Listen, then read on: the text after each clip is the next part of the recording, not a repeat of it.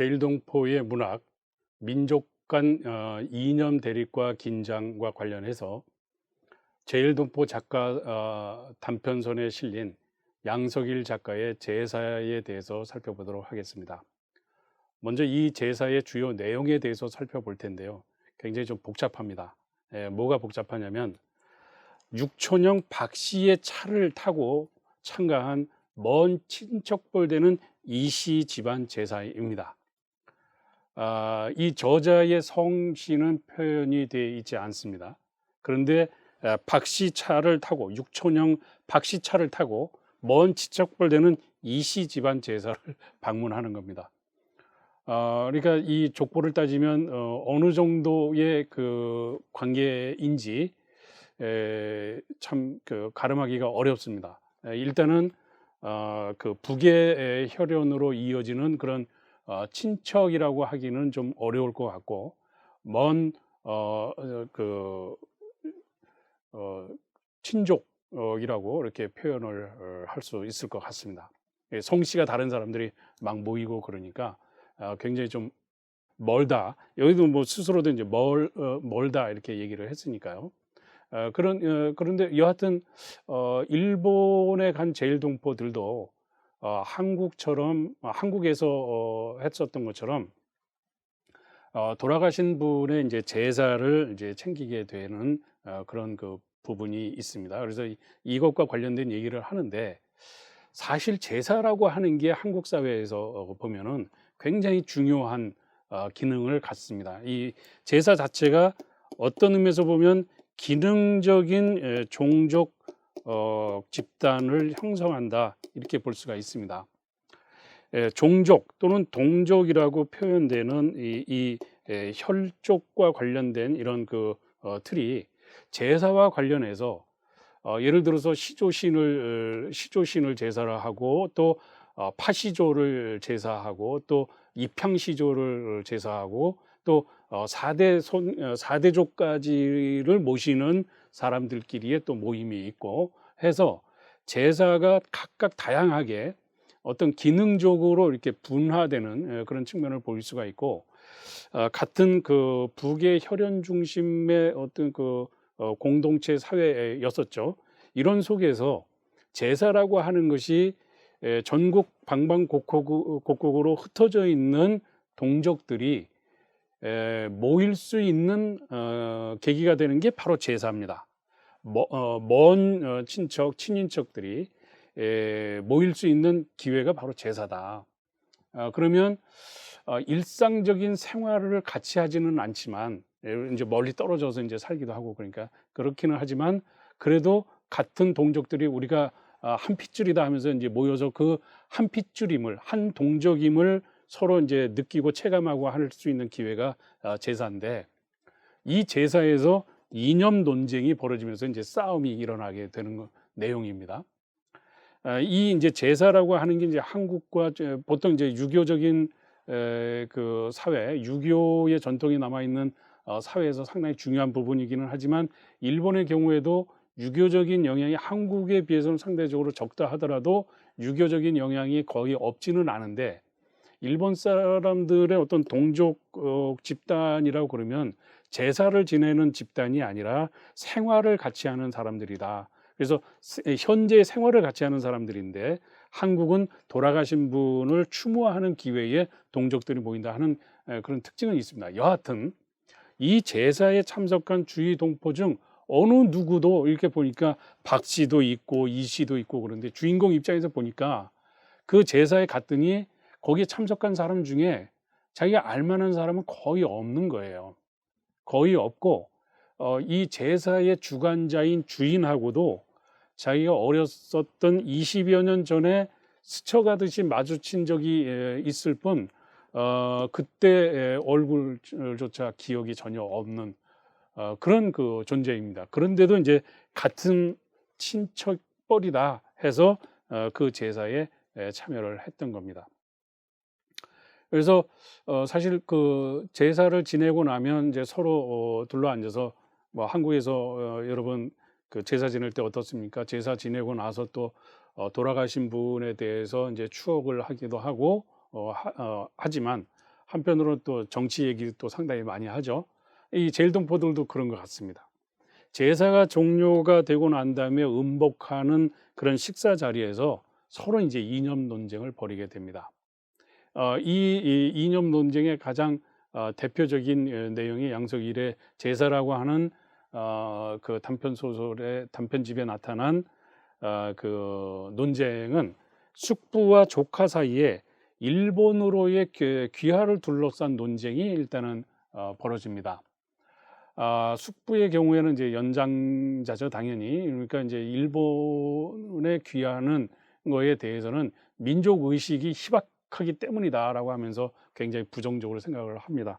그런데 조카가 그렇다고 일본을 떠날 것도 아니고 일본에서 계속 살아갈 거라면 생활의 방편상 일본에 귀화를 하는 게 여러 가지 편리할 수도 있지 않느냐. 그걸 그 귀화를 뭘 그렇게 부정적으로 볼 필요가 있느냐 하면서 일본으로 귀화를 둘러싸고서 이제 숙부와 조카 사이에 일단 논쟁이 벌어집니다. 그리고 민단과 조총련 사이의 이념 논쟁, 거의 한국과 북한 사이의 그 체제 논쟁 같은 것들이 이 친척들 사이에 제사를 계기로 한 그 만남의 자리에서 그런 이념 논쟁이 벌어지는 것입니다. 한 친척이 그런 얘기를 합니다. 하루라도 빨리 조국 통일을 실현하기 위해서는 저 극악무도한 박정희 도당을 타도해야 한다. 이게 이제 당연히 조총련 계열에서 조총련 계열 또는 북한의 이제 그 친화적인 그런 입장을 표명한 사람이겠죠. 그런 사람이 있는가 하면 이런 박정희 도당을 타다해야 된다 그러니까 민단 쪽에 가까운 그 또 친척이 내가 언젠가는 조총련 건물에 폭탄을 장치해서 산산조각으로 날려버리겠어. 내 이 손으로 김일성 앞잡이들을 모두 죽여버리겠어. 하는 얘기를 합니다. 그러니까 박정희 도당을 타도하겠다. 김일성 앞잡이를 모두 죽여버리겠다. 이런 얘기들이 친척들 사이에서 이 제사 때 나오는 얘기입니다. 그렇게 되니까 이제 이 그 제사 음식을 장만했던 그 친척 그 아주머니가 한마디 합니다. 조선도 북조선도 난 다 싫어요. 여기서 얘기하는 조선은 한국이죠. 그 한국도 북한도 난 다 싫어요. 당신들은 그저 지금 뭐 한반도 통일을 위해서 조국 통일을 위해서는 박정희를 타도해야 되고 김일성을 앞잡이를 죽여야 되고 뭐 엄청 큰 얘기를 통일을 얘기하는 것 같지만 당신들은 지금 술주정뱅이들 뿐이에요. 이게 지금 술주정하는 거지. 그 아무런 저기가 아니다. 아무런 의미가 없다. 하는 얘기를 합니다. 이렇게 분단된 한반도의 정치 상황을 재현하는 장소가 바로 제사였던 겁니다. 그래서 이 제사 속에 박정희 도당을 타도해야 된다고 얘기하거나 또는 김일성 앞잡이를 모두 죽여버리겠다고 얘기하는 사람들의 얘기가 단순한 술주정뱅이들의 그 주사인 것인지 아니면 그들의 어떤 그 일본에서의 그 삶의 과정을 통해서 조국 한반도의 그 정치 상황에 대한 어떤 불만이 이런 형태로 고착화된 것인지 하는 것을 우리가 좀 고민을 할 필요가 있지 않나 하는 생각을 하게 됩니다. 결국 그 양석일의 제사에서는 제사는 끝났지만 이념 대립이나 갈등은 결코 끝나지 않고 이어지는 그런 측면이 있다 하는 얘기를 하면서 여기에 이제 그 양석일 작가가 그 작품의 말미에 이런 얘기를 합니다. 앞부분에서 말씀드렸던 것처럼 성씨가 서로 다른 육천형은 박씨고 이제 그 제사 지내는 거는 이씨고 서로 다른 사람들이죠. 그런데 이, 김, 박, 고, 강, 백 다 성씨입니다. 이씨, 김씨, 박씨, 고씨, 강씨, 백씨. 여기 이제 그 고씨, 그 이김, 박은 이씨, 김씨, 박씨는 한국에서 이 그 성씨가 가장 많은 그런 혈족이고 그런데 이제 고씨, 강씨, 백씨 같은 경우에 특히 고씨가 앞에 나오고 그러는 거는 이제 제주도 출신 그런 그 특성이 반영이 된 게 아닐까 개인적으로 그렇게 생각을 합니다만, 여하튼 이씨, 김씨, 박씨, 고씨, 강씨, 백씨 등 모두를 인연의 뿌리를 거슬러 올라가면 한 핏줄을 느끼는 동족이다. 우리 모두의 핏줄에는 굶주린 피가 몹시 날뛰며 흐르고 있다. 굶주린 피. 우리 동포들에게 두드러진 특징은 두 사람이 모이면 의견이 다르고 세 사람이 모이면 분열 상태를 초래한다는 거다. 너무도 이제 분열적이다 이런 것이죠. 이런 한국인들이 단합하지 못하고 분열적이다라고 하는 것을 한편으로는 일본 식민자들이 제국주의자들이 한국의 어떤 그 정체성이라든가 한국의 분열성을 강조하기 위해서 지어낸 그런 측면이 있다라고도 생각을 하지만 작가 양석일의 그 감각에서 보면 한국 사람들이 뭔가 이렇게 이념 논쟁이라든가 이런 거를 보면 두 사람이 모이면 의견이 다르고 세 사람이 모이면 분열 상태가 초래하는 그런 것 같다라고 하는 얘기를 합니다. 그러면서 요컨대 개성이 강하다고 할 수 있다. 자아가 6마리 달린 뱀처럼 따리를 틀고 있다.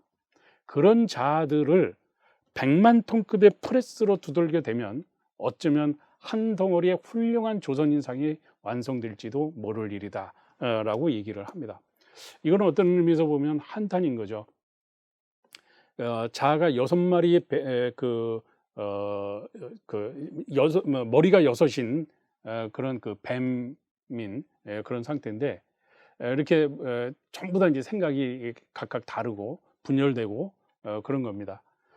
이런 것들을 뭔가 통일된 한 덩어리의 완성된 조선인, 훌륭한 조선인 상을 만들기 위해서는 이 머리가 6 달린 뱀을 이 100만 톤급의 프레스로 두르기, 100만 톤이라 그러면 엄청나게 무거운 거죠. 무거운 프레스로 한번 눌러서 밀어버려야 된다라고 하는 얘기를 하고 있는 겁니다. 그렇지 않으면 그런 훌륭한 통일된 조선인상을 만들지 못하고 계속해서 분열 상태인 채로 남아있을 거다라고 하는 그런 것을 의미를 하는 것이죠.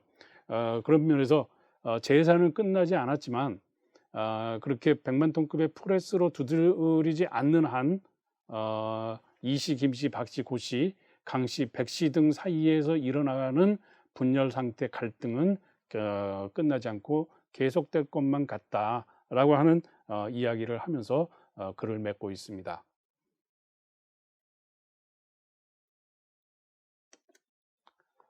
결국 일본 속의 38성과 같은 그런 그 양상을 보인다고도 할 수가 있겠는데요. 이 제일동포 사이에서 같은 친척 사이에서도 일어나는 이러한 그 이념 대립이라고 하는 것을 보면 마치 일본 속에도 38선이 있는 것 같은 그런 느낌을 지울 수가 없습니다.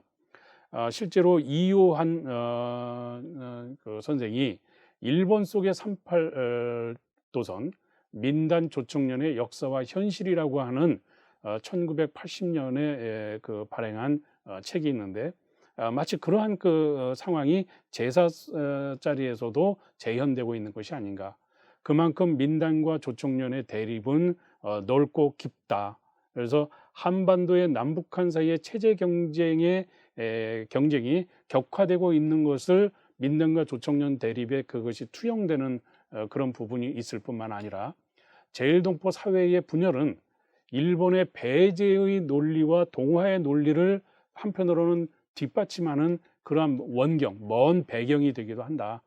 그렇게 그 제일동포 같은 한국인들끼리 제일 한국 조선인들이 서로 나뉘어져서 이념적으로 서로 대립하고, 그러니까 그들을 일본에서 배제를 하는 것이 맞다, 또는 일본으로 그들의 민족적인 정체성을 인정하지 않고 동화를 시켜야 된다라고 주장하는 그런 배경이 되기도 한다라고 하는 점에서 사실은 일본에 살고 있는 같은 제일동포들 사이에 민족 간의 어떤 이념 대립과 긴장이라고 하는 것은 굉장히 좀 뼈아픈 그런 부분이 있는 현실이라고 할 수가 있겠습니다.